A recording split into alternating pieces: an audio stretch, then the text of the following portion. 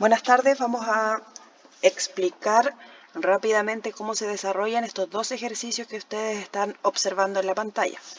Quedaron pendientes, de hecho, en la clase de hoy día. Aquí voy a acercarme al primer ejercicio donde nos dicen que existen dos personas que están observando un edificio de 175 metros de altura.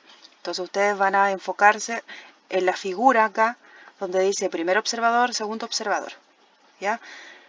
Además de conocer la altura del edificio, conocemos los ángulos de elevación de cada uno de los observadores, de cada una de las personas que están mirando este edificio.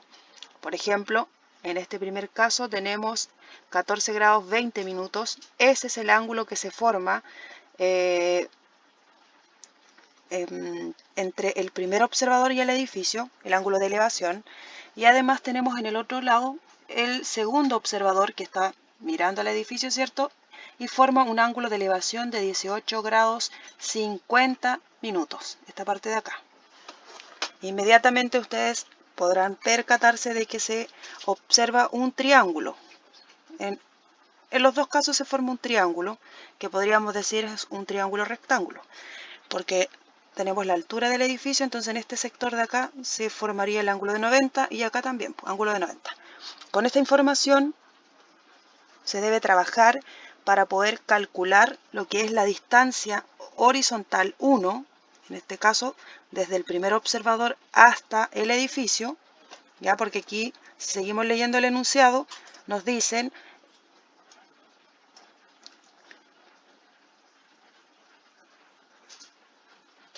que existe un rumbo desde la base del edificio al primer observador, ¿ya?, con orientación suroeste, y además nos entregan el dato de que se da el rumbo 72 grados 25 minutos noroeste del segundo observador.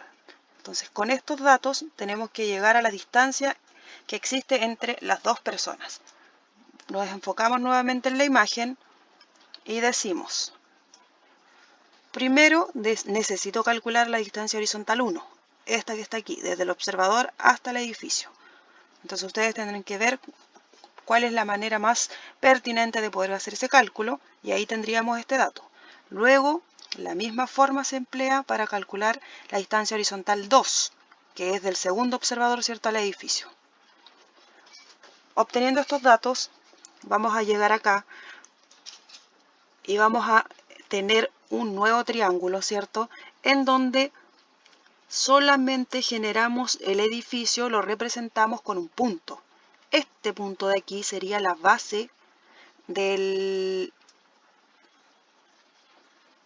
edificio, ¿ya? Entonces, si observamos acá a la primera persona, hay que completar aquí el dato de la distancia horizontal 1 y entender que esta distancia horizontal está en esta dirección, porque aquí es donde se forma el ángulo suroeste, ¿cierto? Aquí está el sur y está la oeste, esta es la dirección suroeste de 33 grados 45 minutos. Y arriba tendríamos entonces noroeste, en dirección al otro observador, de 72 grados 25 minutos.